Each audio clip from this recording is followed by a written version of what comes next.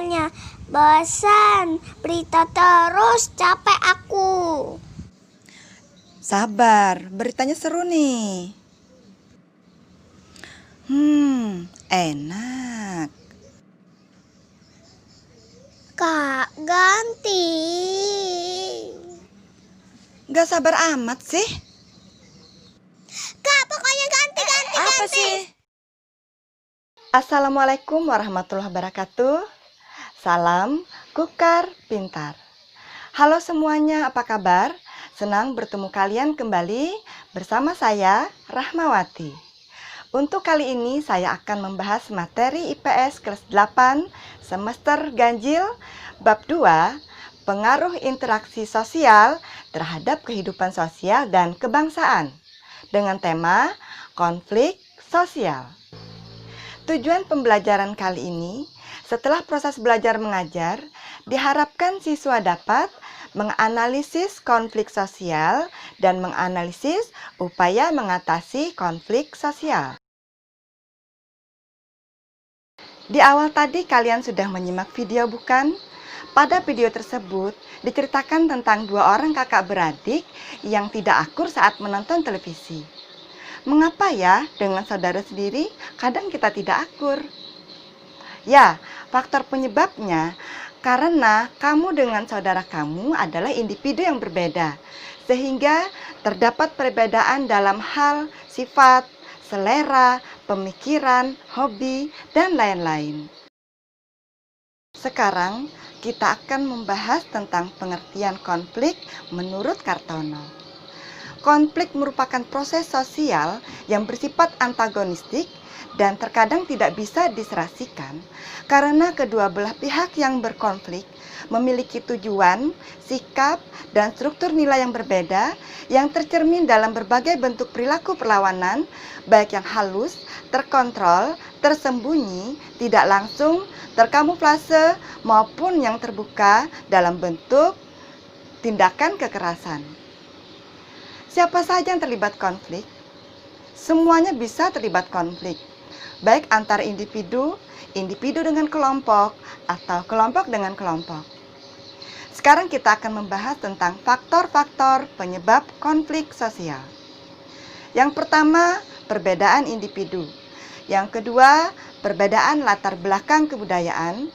Yang ketiga, perbedaan kepentingan. Dan yang keempat, perubahan nilai yang cepat. Kita akan mulai dengan perbedaan individu. Manusia merupakan individu yang unik dan berbeda. Meskipun mereka bersaudara, belum tentu pendirian dan perasaan mereka sama. Perbedaan-perbedaan inilah yang bisa menimbulkan konflik sosial. Yang kedua, perbedaan latar belakang kebudayaan. Berbagai kelompok kebudayaan bisa saja memiliki nilai dan norma yang berbeda-beda.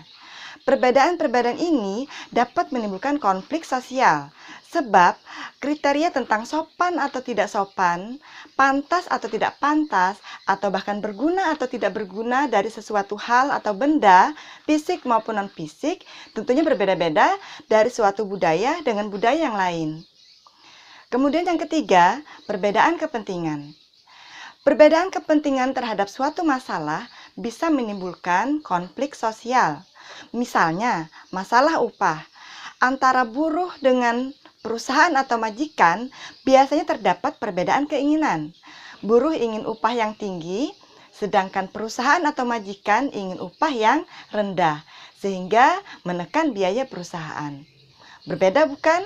Tentunya bisa menimbulkan pertentangan atau konflik. Yang keempat, perubahan-perubahan nilai yang cepat. Pada suatu keadaan darurat, perubahan cepat perlu dilakukan. Misalnya saat pandemi COVID-19, memaksa pembelajaran harus dilakukan secara online.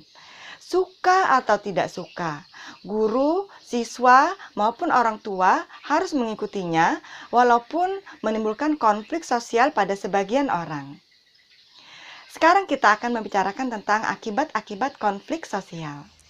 Yang pertama, meningkatnya solidaritas sesama anggota kelompok. Terjadinya konflik dengan kelompok lain justru dapat meningkatkan solidaritas sesama anggota kelompok yang sedang mengalami konflik dengan kelompok lain, karena mereka memiliki musuh yang sama. Yang kedua, retaknya hubungan antar individu atau kelompok. Konflik yang terjadi antar individu atau kelompok dapat menimbulkan keretakan hubungan. Keretakan tersebut dapat terjadi sementara atau permanen dan akan bisa diperbaiki jika pihak yang berkonflik mengakui kesalahan dan saling memaafkan. Akibat yang ketiga, yaitu terjadinya perubahan kepribadian para individu.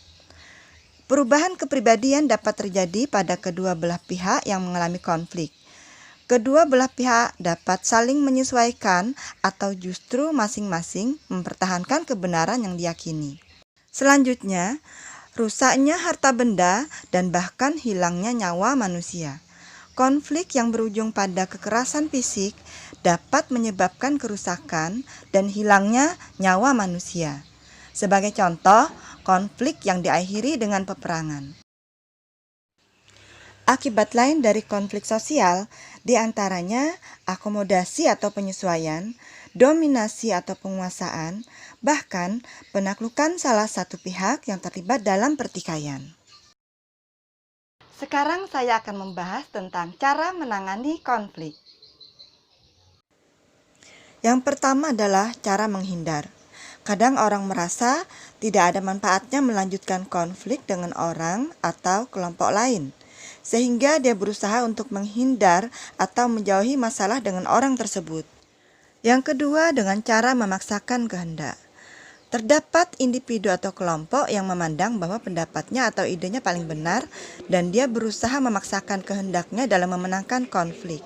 Orang ini tidak peduli apakah orang lain menyukainya atau tidak. Yang ketiga, menyesuaikan kepada keinginan orang lain. Orang dengan tipe ini biasanya mengorbankan tujuan pribadi untuk mempertahankan hubungan dengan orang lain. Yang keempat, tawar-menawar. Dalam proses tawar-menawar, individu akan mengorbankan sebagian tujuannya dan meminta lawan konflik mengorbankan sebagian tujuannya juga. Yang kelima, kolaborasi. Orang-orang dalam cara ini akan berusaha mengurangi ketegangan di antara mereka dan memulai pembicaraan untuk memecahkan masalah yang memuaskan keduanya. Sekarang saatnya kita latihan. Silahkan cari informasi dari artikel atau media televisi, media sosial, dan lain-lain tentang masalah dalam pembelajaran daring. Kemudian tulislah pendapatmu. Apa saja konflik sosial yang timbul dari pembelajaran daring? Dan yang kedua, apa yang harus dilakukan untuk mengatasi konflik sosial dalam pembelajaran daring?